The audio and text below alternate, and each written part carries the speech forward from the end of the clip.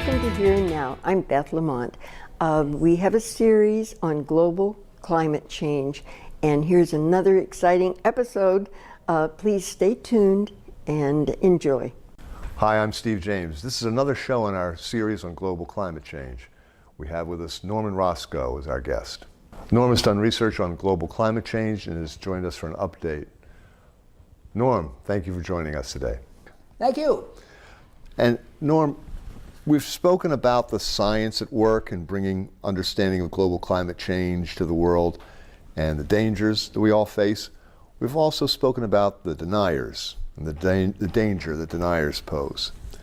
In this show, we're going to talk about what can be done from a personal and societal perspective.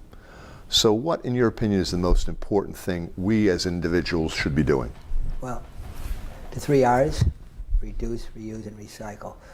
I feel that it's easy. In fact, many of the towns out in Long Island, probably Connecticut and out here, have recycling days of the week. That's a nice start. Reduce, we eat plastic bags, now I can take them back to the supermarket and they reuse them again. And I reduce the amount of things I actually consume. And I try and hard to obey my 5% rule, which is my oil bill, not the cost, but the consumption of units has to go down 5%. And also my heating bills the amount of BTU consumed has to go down 5%. You can do that. You don't need anybody else to help you do that. And the arithmetic required is easy. Individuals can do a lot. Then if you want to go a little further, you can probably work with community groups and so forth. And one thing I like is when you work in a soup kitchen. Now think about this as helping. Restaurants have too much food. Are they going to throw it out? Well, maybe not. We can take what's left and we bring it to a soup kitchen. It gets used. A form of reusing something that's still good. And so even there, you're helping people, and you're getting food to people, so it's being reused. The individual is really critical in getting things off to a good start. Well, what should be done politically?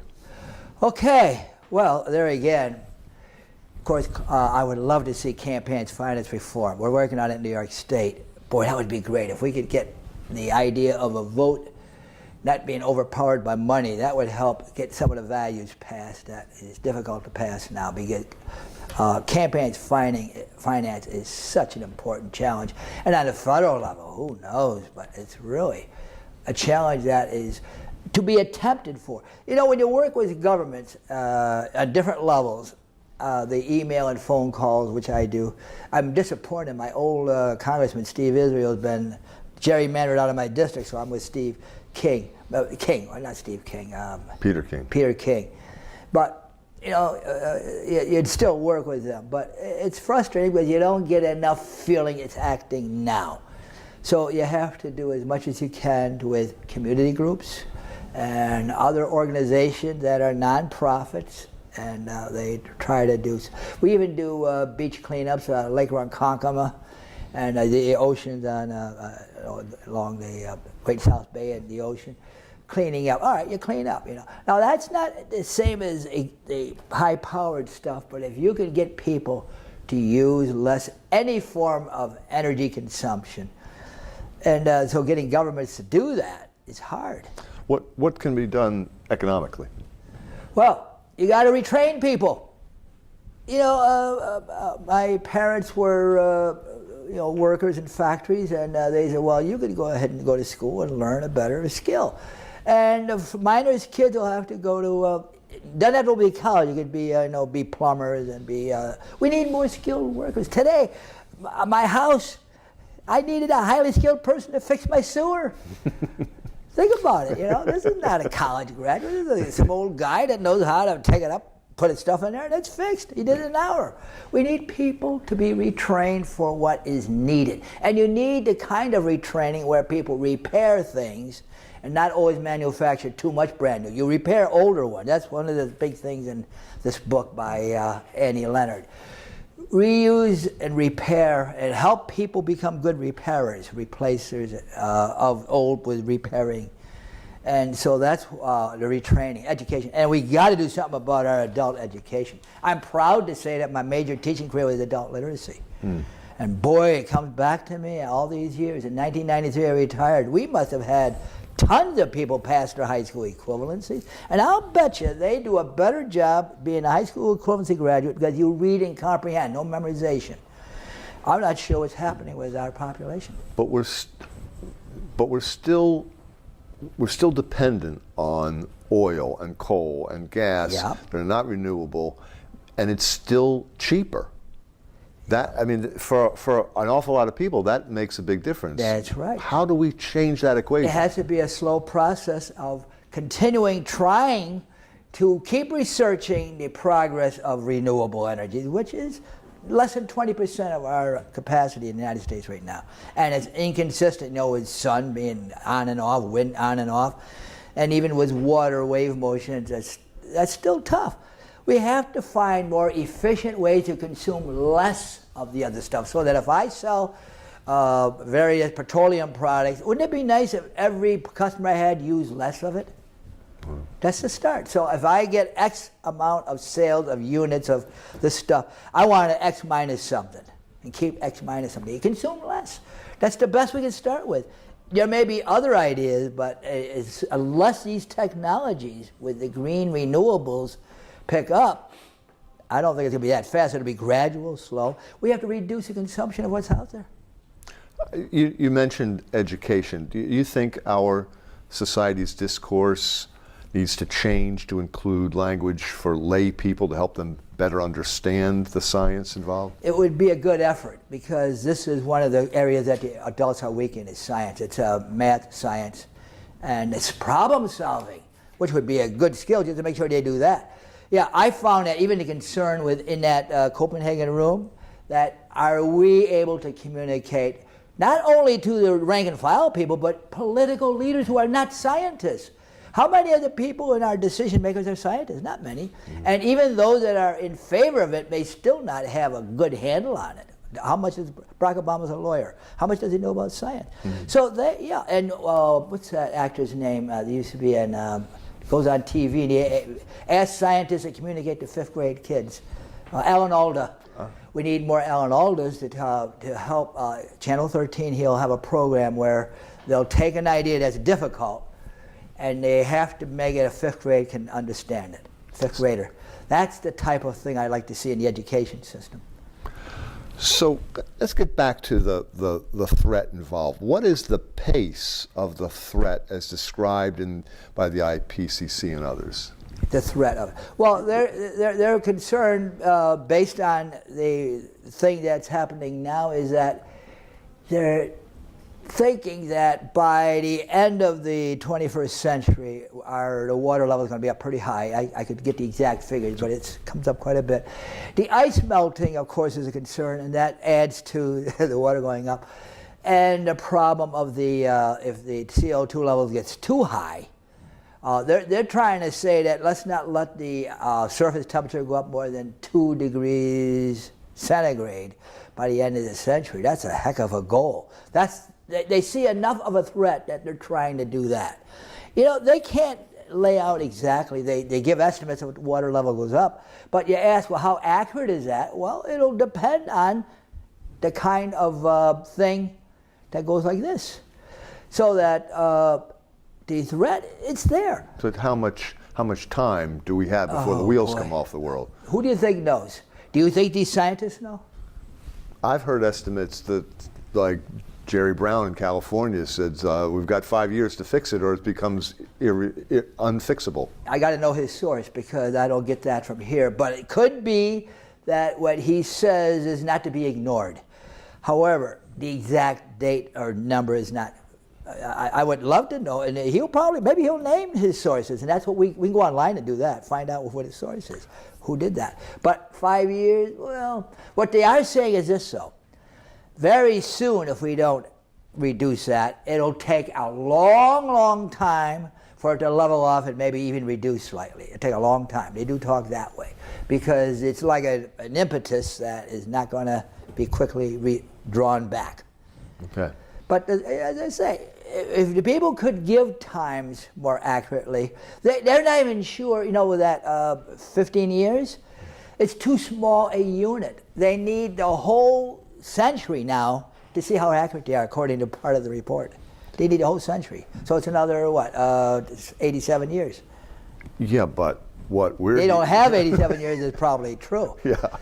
But the problem still is take these small steps and then just see if we can increase the paces of those. I wish I could, any of us, I'll bet you if we had even a climatologist here, they probably wouldn't be able to be that definite.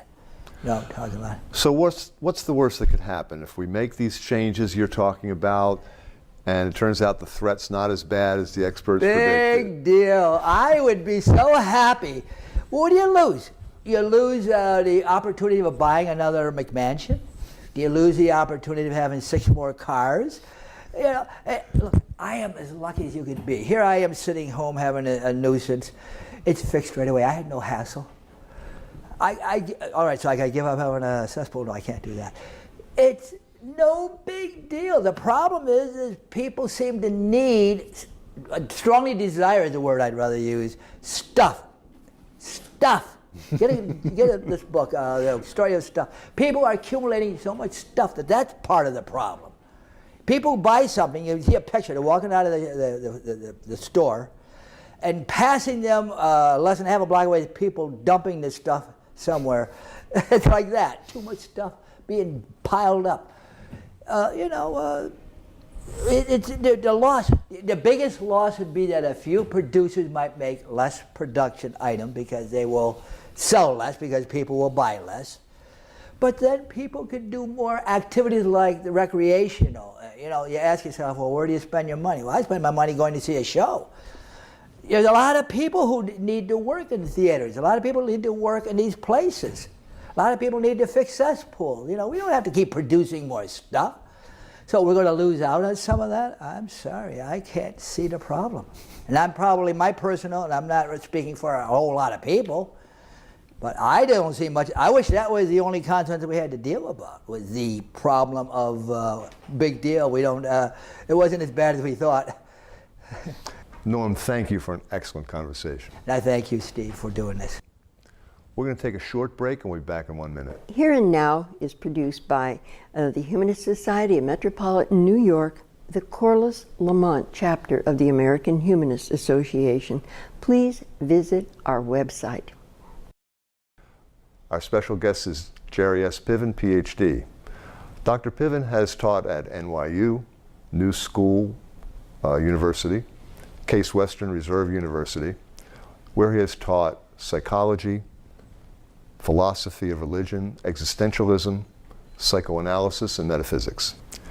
He's the editor of several books and author of several others, including Death and Delusion, a Freudian analysis of mortal terror. He has recently completed Slaughtering Death on the psychoanalysis of terror, religion, and violence. Jerry, welcome back. Jerry, earlier we spoke about the psychological approach to understanding the crisis of global climate change. And you mentioned Ernest Becker and his ideas, particularly in his work, The Denial of Death. How does Becker's ideas fit into our understanding of why our society is not wrestling with global climate change? Well, Becker wrote a number of books, most famously, The Denial of Death. And this is a fascinating, complicated, interdisciplinary text in which Becker argues that not only are we terrified of death, but we struggle in our lives to not be aware of that terror. So we're simultaneously driven by this resounding, abysmal fear, but we struggle so hard to deny it through various kinds of cultural, social, religious fantasies and individual projects that give us self-esteem, that we, at least when culture is working properly, are painfully unaware what our own motives are and what we're afraid of. And self-esteem is a defense against death anxiety. Well, self-esteem isn't only a defense against death anxiety. It can be many things. There's what one might say is a very positive self-esteem. But Becker is suggesting that we are highly motivated to achieve a kind of self-esteem in the face of the dread of some kind of annihilation or vulnerability. And so we seek out validation from others. We seek out professions and accomplishments that make us feel like we are worth something. And build pyramids and empires and corporate empires and a list of human achievement that is in fact a form of death denial. Well, some people take issue with the idea that we would be so motivated by the terror of death that it would really be the compulsion for everything we do. But without being reductive, Becker is claiming that far more than we would imagine might be motivated by this dread of death, and that we need to really examine this, because if we don't start to examine how the dread of death impacts our lives and our motivations, if we don't look at the way death is the worm at the core of our being, then there is the potential for us not only to sort of act out in our personal relationships and pursue all sorts of crazy individual projects, but more horrifically, that we may lay waste to the planet and wreak havoc with the lives of others without any clue about why we're doing it. We'll fantasize that we're doing it because those people are evil and they deserve to die and they represent the wrong religion and the wrong ideology, and we are continuing to take this horrific dread of death, but continually, as I've suggested, regurgitate it and inflict it upon others. But now, Ernest Becker and some of his sources like Otto Rank, these are not easy reads. No. They're not readily accessible to the general public. Well, this is a problem, because a lot of people have trouble with Becker because he is interdisciplinary, and at one moment he's being psychological, and another moment he's bringing in Kierkegaard. And when he talks about Kierkegaard, he can be philosophical, but then he begins to be theological, and he starts proposing theological solutions to the dread of death, but he's not being literal, so people aren't sure whether he means this in a figurative sense or in some philosophical sense. He uses a lot of words counterintuitively. He's apophatic.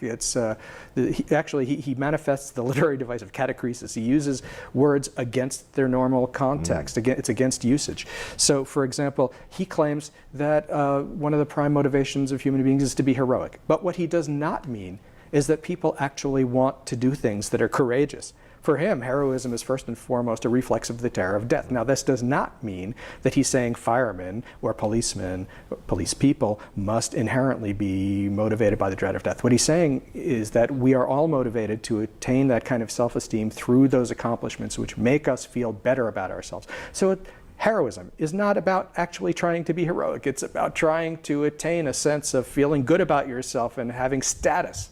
It's actually the antithesis of courage.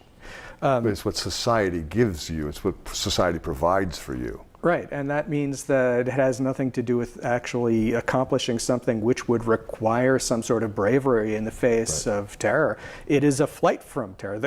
This way of looking at a particular kind of heroism, it doesn't negate courage, rather it suggests that we are powerfully motivated to attain some sort of self-esteem and status in the eyes of others, so that we could feel better about ourselves, and almost in a Buddhistic sense, to feel like we are something. We are not worthless and meaningless and nothing. We are not nothing. But is there something inherent in these theories associated with death denial that makes them hard for the average person to grasp? Well, yeah, tautologically, if we're in denial, then we're not aware that we're in denial, because, as Becker says himself, if you are aware that you're in denial, you're not actually in denial. So here's the problem, is that when we use defenses, we're not aware that we're using them. We've built up all this character armor. He takes that from Wilhelm Reich, and we deny our own motives to ourselves, and if confronted by that, then we're going to reject it, because if we confront the truth about our own anxieties, our fears, our terrors, our motivations,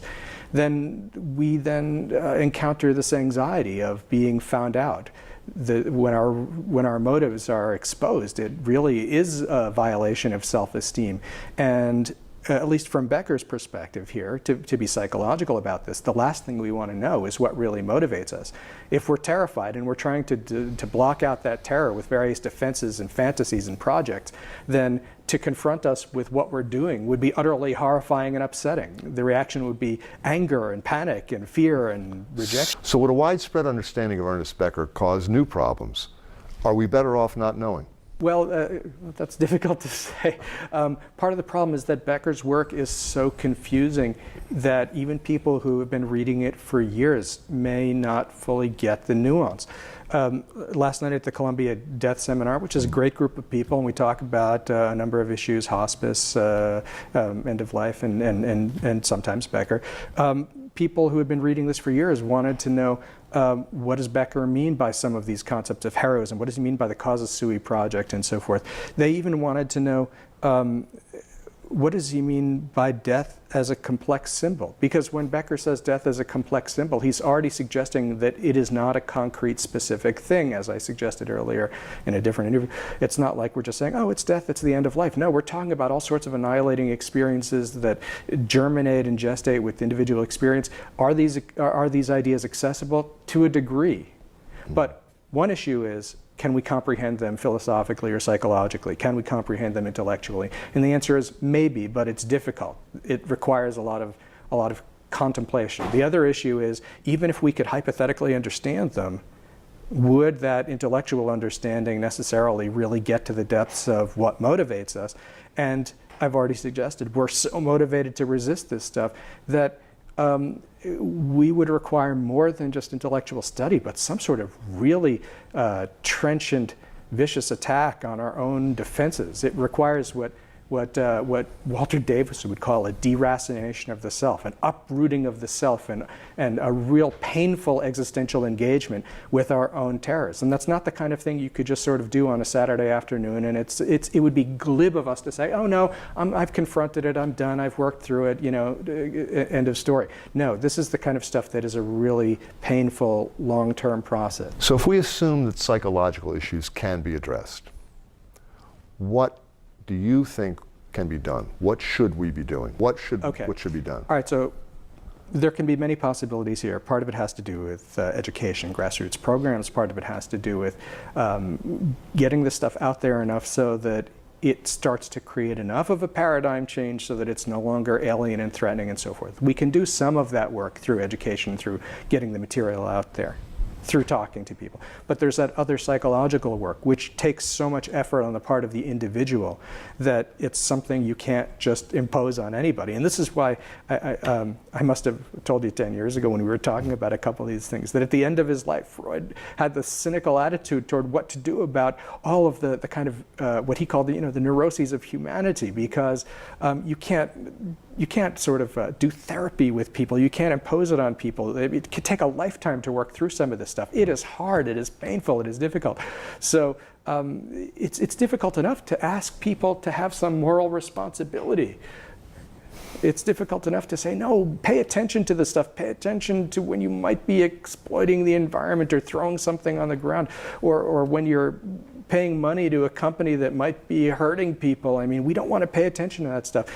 That's difficult enough. Getting people to really work on the stuff themselves is we're coming full circle back to the beginning of our conversation when we were talking about apathy and people saying this stuff is too dark, too depressing. Why do I want to think about it? And it has the potential to undermine their sense of self, their self-esteem, their worldview. It has the potential to totally obliterate what they believe about themselves and the world. Yeah. So there is no easy solution here. No, I think that there can be no easy solution when it comes to psychologically, deracinating that inner wreckage that we were talking about. There are some viable solutions to talking to people and trying to make this part of our consciousness enough so that we can at least pay some attention and we can give up some of our luxuries. But when it comes to really doing that kind of psychological work to get to how we might be inflicting it on others, our reaction is to displace that elsewhere and to reject it so forth. Right. And so it reminds me of that really poignant material that Nietzsche wrote toward the end of his life, when he says that one has to give up everything that one's life depends on, one has to sacrifice what one's life depends on if one is willing to really get to the truth about oneself. It's a matter of ripping out one's own heart and being willing to suffer to know oneself, because the problem here is not just that other people are doing it. The problem is that we ourselves have a certain kind of participation in that process of exploiting others and wreaking havoc on the world on an individual and social basis.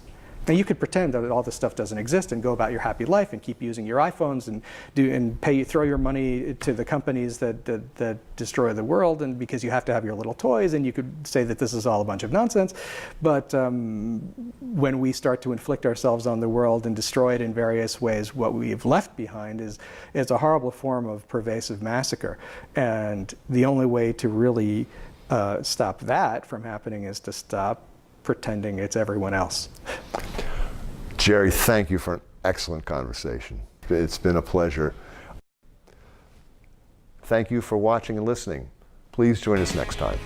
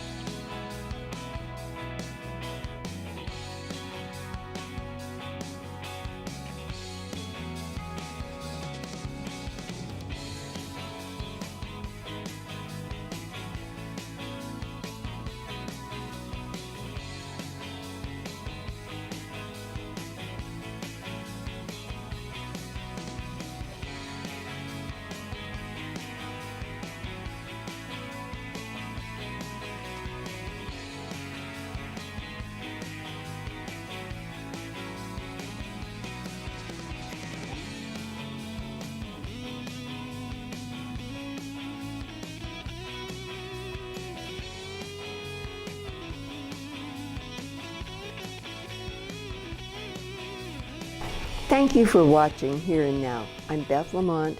Please join us next time here on MNN or visit us online and on Facebook.